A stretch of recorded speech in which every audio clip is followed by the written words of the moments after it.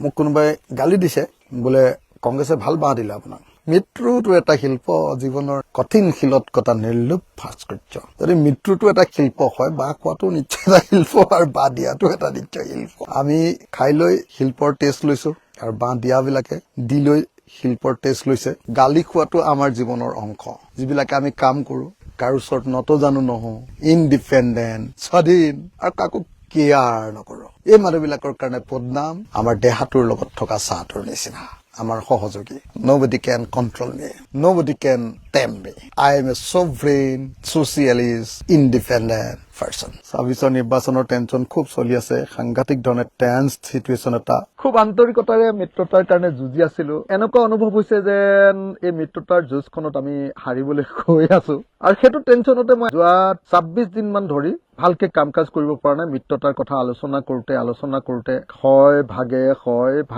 আহে ভাগে আলোচনা আকৌ তৰ্ক বিতৰ্ক সংঘাত এইটো চলি থাকোতে যোৱা 26 দিন মান চাগে মই কাম কৰিব পৰা নাই এনেকুৱা মিত্ৰতাৰ যুঁজ এনেকুৱা সংঘাত আকৌ বুজাবুজি আকৌ সংঘাত আকৌ বুজাবুজি আকৌ সংঘাত এই হব এই নহব এই গোটেই যুঁজখনত বা ঘৰতো তেনেকুৱা ধৰণৰ নিশ্চয় আপোনালোকৰ পৰিৱেশ হয় অন্য সামাজিক কথাটো নিশ্চয় তেনেকুৱা ধৰণৰ পৰিৱেশ হয় এনেকুৱা পৰিৱেশত আমি কেনেকে টেনচন ফ্ৰী হৈ থাকিব পাৰো বহুত টেনচনত আছো আৰু এতিয়া টেনচনৰ ক্লাইমেক্স চলি আছে মোৰ টেনচনৰ মূল কাৰণটো হল যে মিত্ৰতা হ'ব লাগে কিন্তু হোৱা নাই মোৰ জীৱনৰ আটাইতকৈ ডাঙৰ টেনচন হৈছিলে 16 চনত বিজেপি শাসনলৈ আহি মোক NSA লগাইছিলে নেশ্যনেল চিকিউৰিটি এক্টত জীৱনৰ এটা দীঘলীয়া সময় মই জেলত আছো কংগ্ৰেছৰ দিনত 20 বাৰ বিজেপিৰ দিনত 16 বাৰ সৰ্বমুঠ 36 বাৰ জেল গৈছো তাৰ ভিতৰত বিজেপিৰ দিনত সৰ্বাধিক দীঘলীয়া সময় 6 মাহ একেৰাখে NSA নেশ্যনেল চিকিউৰিটি এক্ট কেলে কাখনৰ বিৰুদ্ধে কা আন্দোলনত মৰাণত কৰা এখন গণসমাৱেশ হিমন্ত বিশ্ব শৰ্মা আৰু সৰ্বানন্দই মিলি অমিত শাহৰ নিৰ্দেশত মোক জেলত ভৰাই থৈ দিছিলে কা নাছিলে তেতিয়া কেব আছিলে প্ৰথম 5 বছৰীয়া কাৰ্যকালত বিজেপিৰ দিনত মই বেছিভাগ সময় জেলতে থাকিলো 3 বছৰ মান মই জেলত থাকিলো নেক্সট যেতিয়া কা আন্দোলন আৰম্ভ হ'ল 19ৰ 12 ডিচেম্বৰত মোক 2 বছৰৰ কাৰণে জেলত ভৰাই দিলে এবাৰ NIA নেশ্যনেল চিকিউৰিটি এজেন্সিয়ে যেতিয়া আপোনাক ধৰিব তেতিয়াহে আপুনি গম পাব যে পৃথিৱীত আটাইতকৈ কঠিন বোলা বস্তুটো Guwahati jail Dibrugarh jail Goalpara jail Jorhat jail Golaghat jail সবতে ঘূৰাইছে তেতিয়া আপোনালোকক কৈ থকা কথাটো হ'ল যে জেলত সঁচাকে সব মানুহ থাকে নেকি সব অসভ্য মানুহ থাকে নেকি নহয় মইতো অনুভৱ কৰো যে জেলত আটাইতকৈ ভদ্ৰ আটাইতকৈ নম্ৰ আটাইতকৈ ডিসিপ্লিন আৰু আটাইতকৈ নিস্বাৰ্থৱান মানুহবিলাক থাকে যিটো বাহিৰত তেনেকুৱা পোৱা নাযায় বাহিৰৰ মানুহবিলাকে সাধাৰণতে এখন মুখা পিন্ধি থাকে আমাৰ সমাজত জেলত থকা মানুহবিলাক দুৰ্দশাগ্ৰস্ত নিঃস্ব অনিশ্চিত ভৱিষ্যত আৰু ৰুদ্ধতাৰৰ মাজত থাকে গতিকে তেওঁলোকে তেওঁলোকৰ সন্মুখত থকা মানুহবিলাকৰ লগত অন্তৰৰ কথা পাতে সঁচা কথাবিলাক আপোনালোকে যিবিলাকে জেললৈ যোৱা নাই মোৰ কথাবিলাক শুনি নিশ্চয় আপোনালোকে মিছা কথা কোৱা বুলি ভাবিব কিন্তু মই জীৱনত কেতিয়াও কোনো কথাই মিছা নকওঁ কৰবাত টেকনিকেল মিছা এটা দুটা থাকিব পাৰে দেই টেকনিকেল মিছা কিন্তু আদৰ্শগত মিছা কথা আৰু সঁচা মিছা কথা কেতিয়াও নাথাকে টেকনিকেল তাৰ বাহিৰে মই কেতিয়াও জীৱনত মিছা কথা নকওঁ মই দেখিছিলো যে জেলত মানুহ হত্যা কৰি অহা মানুহজনো মানুহেই হয় তেওঁ পশু নহয় কিন্তু তেওঁ পশুৰ দৰে এজন মানুহক মাৰি দিলে কিয় তেতিয়া মই কথা পাতি এটাই বুজি পাইছিলো যে তেওঁ আকস্মিকভাৱে খং উঠি গৈছিলে তেওঁ নিজকে কন্ট্ৰোল কৰিব পৰা নাছিলে আৰু সেই সময়খিনি তেওঁৰ মনুষ্যত্বতকে তেওঁ পশুত্বই তেওঁ কাবু কৰি পেলাইছিলে আৰু সেই পশুত্বই তেওঁক সেই মানুহজনৰ প্ৰতি থকা ক্ষোভৰ জৰিয়তে তেওঁক আক্ৰমণ কৰিবৰ কাৰণে উত্তেজিত কৰি তুলিছিলে আৰু মাত্ৰ খন্তেক সময়তে সেই ঘটনা সংঘটিত কৰিছিলে আৰু তাৰ পাছত কেৱল অনুতাপ আৰু কেৱল অনুতাপ সেই সময়খিনি আছিল মোৰ কাৰণে আটাইতকৈ টেনচনৰ সময় মই ভাবিছিলো মোৰ ৰাস্তা হয় গোটেই জীৱন জেলত থকা অথবা নিজে নিজক শেষ কৰি দিয়া এটো আছিল মোৰ সেই সময়ৰ চিন্তা মোৰ কাৰণে উদ্ধাৰৰ সকলো পথ প্ৰায় ৰুদ্ধ হৈ গৈছিল জেলৰ পৰা ওলোৱাৰ সকলো ৰাস্তা বন্ধ হৈ পৰিছিল এই হিমন্ত বিশ্ব শৰ্মা সৰ্বানন্দ সোণোৱাল আৰু অমিত শাহে মই যাতে কোনোদিন জেলৰ পৰা ওলাব নোৱাৰো তাৰ কাৰণে সকলো ধৰণৰ আইনী ব্যৱস্থা গ্ৰহণ কৰিছিল কিন্তু কেতিয়াবা সব দৰ্জা সজা বন্ধ হৈ গলো আপুনি দেখিব যে কোনোবাখন খিৰিকীয়ে দি অকনমান হাৱা সোমাই আহিছে জীৱনটো এনেকুৱাই সকলো পথ ৰুদ্ধ হৈ যোৱাৰ পাছতো ওলাই আহে এটা নতুন পথ আৰু আপুনি সেই পথত যদি খোজ দিবলৈ সাহস কৰে তেতিয়াহ'লে আপোনাৰ কাৰণে ওলাই আহে এখন নতুন পৃথিৱী। প্ৰত্যেকজন মানুহে জনা উচিত যে যেতিয়া আপোনাৰ পথ ৰুদ্ধ কৰি দিব খোজা হয়, সেইটো আপোনাৰ ব্যক্তিগত পথ হওক বা সামাজিক পথ হওক বা ৰাজনৈতিক পথ হওক, আৰু আপোনাক সমাজত চাৰিওফালৰ পৰা ভিলেইন সজাবলৈ চেষ্টা কৰা হয়, তাৰ পাছতো আপোনাৰ কাৰণে ৰৈ থাকে সৰু সুৰা এটা দুটা ফুটা পথ, খিৰিকী, যিফালেদি আকৌ আপোনাৰ জীৱনলৈ নামি আহিব পাৰে, আপোনাৰ আদৰ্শলৈ নামি আহিব পাৰে, আপোনাৰ সংগ্ৰামলৈ আহিব পাৰে, আপোনাৰ সামাজিক কামলৈ নামি আহিব পাৰে এজাক স্নিগ্ধ মলয়া বতাহ। বেছিভাগ সময় মই তাতে চিন্তা কৰিছিলো কেনেকৈ অসমখনক ওৱান ষ্টেপ ফৰৱাৰ্ড কৰিব পাৰি আৰু কেনেকৈ অসম মাতৃ উদ্ধাৰ হ'ব পাৰে, তাৰ কাৰণে থিয়ৰী বনোৱাত মই নিযুক্ত হৈ আছিলো। মই চেষ্টা কৰিছিলো যে মোৰ এই আটাইতকৈ বেয়া সময়খিনিৰ পৰা ওলাই আহক কিবা এটা ভাল ৰিজাল্ট। আৰু এনেকে ভাবি থাকোতে এদিন পৃথিৱীলৈ কৰোণা ডিজিজটো নামি আহিছিলে আৰু এদিন মোক খুব বেয়া অৱস্থাত GMC হস্পিটেলত ভৰ্তি কৰা হৈছিলে। বহুতে কয় বোলে তোমাক চৰকাৰে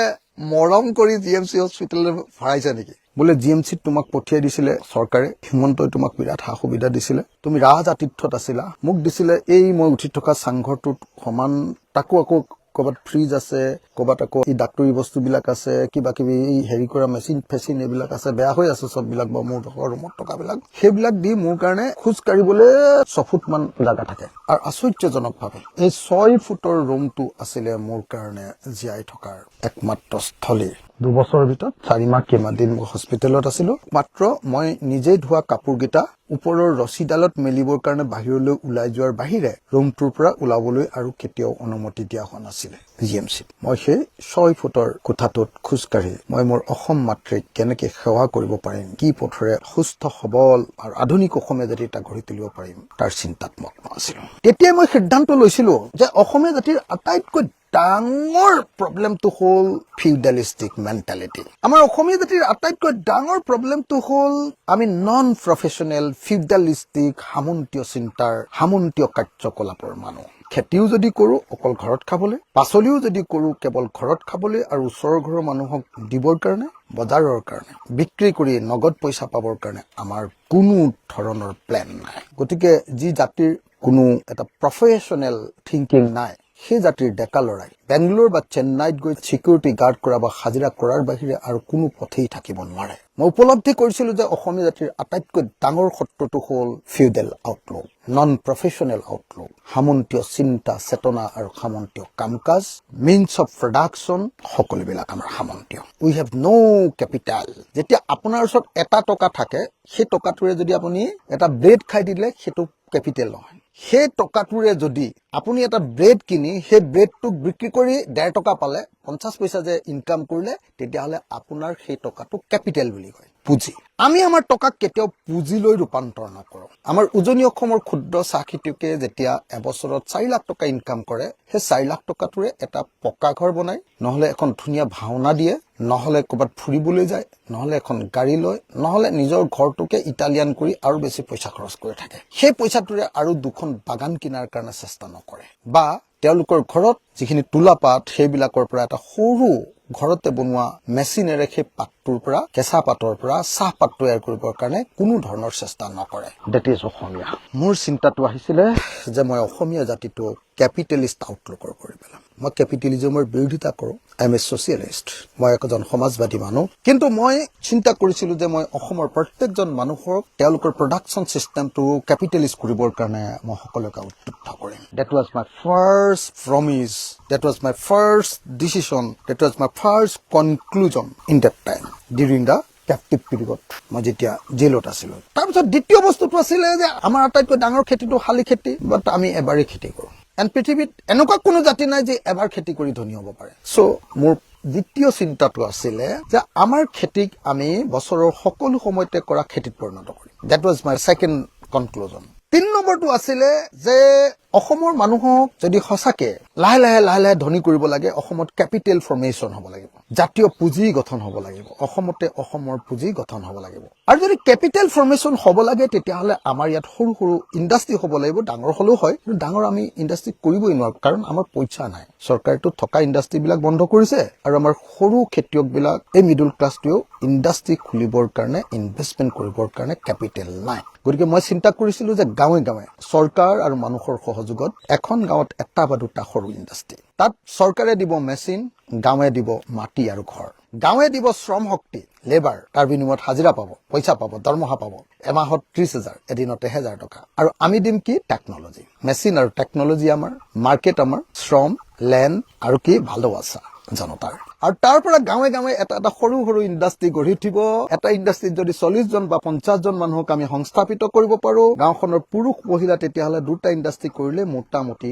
নিবনুৱা শেষ হৈ যাব আৰু মাৰ্কেটিঙৰ দায়িত্ব ল'ব লাগিব চৰকাৰে কেনেকুৱা মাৰ্কেটিং চাইকেল দি ল'ৰাবিলাকক বেলেগ বেলেগ বস্তু বিক্ৰী কৰিবলৈ পঠিয়াব পাৰো অনলাইন মাৰ্কেটিং বোলে আমাজন বা ফ্লিপকাৰ্টতে কৰি দিলো আজিকালি বস্তু যে দিব পাৰি সেইটোৱে কৰি দিলো নহলে এইবিলাক ক'ৰবাত ষ্ট'ৰ খুলিলো নহলে বোলে গভৰ্ণমেণ্টৰ জৰিয়তে বোলে এক্সপৰ্ট কৰিলো তো এইবিলাক আছে মোৰ চিন্তা আৰু ৰাজনীতি সেই চিন্তাবিলাক প্ৰতিস্থাপিত কৰিবৰ কাৰণে সেই চিন্তাবিলাক আগবঢ়াই লৈ যাবৰ কাৰণে এটা হাথিয়াৰ তো গতিকে এলায়েন্সৰ কথাটো মোৰ এই সামগ্ৰিক চিন্তাৰ পৰা আঁতৰাই ৰাখি আপোনালোকে ভাবিব নোৱাৰে মই ভাবিব নোৱাৰো I have a definite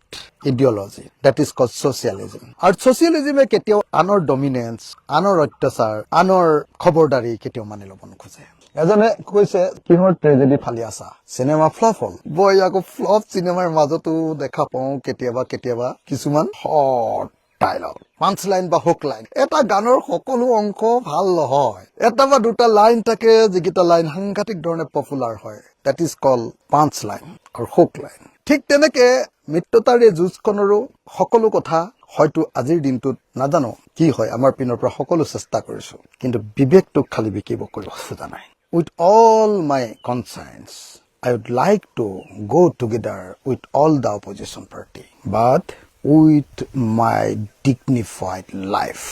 with dignity এজনে কৈছে দলগাঁৱত ৰাইজৰ দলৰ প্ৰাৰ্থী কেতিয়াও জিকিব নোৱাৰে মিছা কথা যদি আজিজুৰক চিটটো এৰি দিয়া হয় মিত্ৰতাৰ পিনৰ পৰা আজিজুৰ বহুত ভোটত জিকি যাব মোক কোনোবাই গালি দিছে বোলে কংগ্ৰেছে ভাল বাহ দিলে আপোনাক জীৱনত বাহ খোৱাটো এটা আৰ্ট বাহ দিয়াটো বাৰু মৃত্যুটো এটা শিল্প জীৱনৰ কঠিন শিলত কটা নিৰ্লোভ ভাস্কৰ্য যদি মৃত্যুটো এটা শিল্প হয় বাহ খোৱাটো নিশ্চয় এটা শিল্প আৰু বাহ দিয়াটো এটা নিশ্চয় শিল্প হয় নহয় আমি খাই লৈ শিল্পৰ টেষ্ট লৈছো আৰু বাহ দিয়াবিলাকে দি লৈ শিল্পৰ টেষ্ট লৈছে গালি খোৱাটো আমাৰ জীৱনৰ অংশ বদনাম আমাৰ সহযোগী যিবিলাকে আমি কাম কৰো কাৰো ওচৰত নত জানো নহওঁ ইনডিপেণ্ডেণ্ট স্বাধীন আৰু কাকো কেয়াৰ নকৰো এই মানুহবিলাকৰ কাৰণে বদনাম আমাৰ দেহাটোৰ লগত থকা চাহটোৰ নিচিনা nobody can control me nobody can tame me I am a sovereign socialist independent person এগৰাকী খুব ধুনীয়া কথা এটা লিখিছে যে ৰাষ্ট্ৰীয়তাবাদে কেতিয়াও জাতীয়তাবাদক ওপৰলৈ উঠিবলৈ নিদিয়ে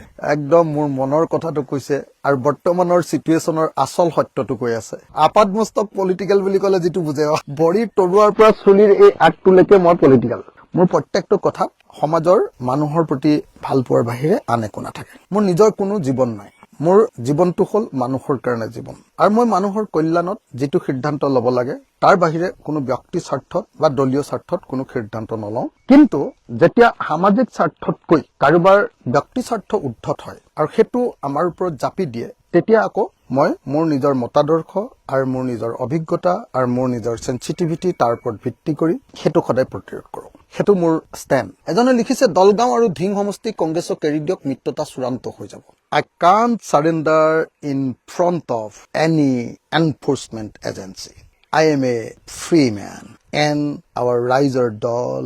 is an independent, sovereign and self-sustained political party. Kurmi পৰিয়ালৰ হাতৰ পৰা মৰিয়নি উদ্ধাৰ কৰিবৰ কাৰণে সঁচাকৈ চেষ্টা অব্যাহত ৰাখিছো ইয়াৰ আগতে ৰূপজ্যোতি কুৰ্মীৰ মাকে 10 বছৰ নে 20 বছৰ খালে এতিয়া পুতেকে 25 বছৰ খালে মুঠতে 45 বছৰ মান এটা পৰিয়ালে খাই আছে আৰু সমষ্টিটো পুৰা বিধ্বস্ত একো নাই এজন অতি সাম্প্ৰদায়িক অতি তৰল জনপ্ৰতিনিধিয়ে মৰিয়নি সমষ্টিবাসী ৰাইজৰ মান সন্মান চব শেষ কৰি দিছে ৪৫ বছৰৰ কুৰ্মী পৰিয়ালৰ শাসনত আপুনি কওক যে মৰিয়নি বিধানসভা সমষ্টিত কি স্পেচিয়েল প্ৰজেক্ট আনিলে এটাই প্ৰজেক্ট আহিছিলে সেইটো আছিলে পানী যোগান প্ৰকল্প এটা আমাৰ নকছাৰী এটা মৰিয়নি টাউনৰ ওচৰত এই দুইটা পানী যোগান প্ৰকল্পই বিকল পানী এক টোপালো খাবলৈ নাপালে মানুহে কিবা 100 কোটি টকাৰ প্ৰজেক্ট আছিলে মই বিৰোধী পক্ষৰ সদস্য আছিলো ৰূপজ্যোতি কুৰ্মী আকৌ সদায় শাসক পক্ষৰ সদস্য আছিলে কংগ্ৰেছত আছিলে তেতিয়া তৰুণ গগৈ ডাঙৰীয়া মুখ্যমন্ত্ৰী আছিলে যেতিয়া আকৌ বিজেপি শাসনলৈ আহিলে ৰূপজ্যোতিয়ে পাল্টা মাৰি দিলে কিন্তু তাৰ পাছতো দেখা গৈছে যে মৰিয়নি সমষ্টিত কোনো স্পেচিয়েল প্ৰজেক্ট আনিব পৰা নাই গতিকে এইবাৰ আমি মৰিয়নিত আমাৰ মৰমৰ ভণ্টি ৰাইজৰ দলৰ মুখপাত্ৰ জ্ঞানশ্ৰী বৰাক তাতে মৰিয়নিত উঠাইছো মানুহৰ খুব ভাল ৰেছপন্স দেখা যাওক কি হয় হ'ব পাৰে যে এই যুঁজ অলপ কঠিন কাৰণ বিজেপি ৰুলিং পাৰ্টি হয় টকা পইচা আছে বহু দিনৰ পুৰণি বিধায়ক কিন্তু আমি এবাৰ ভালকে এঘুৰি যুঁজিম এইটো কথা কনফাৰ্ম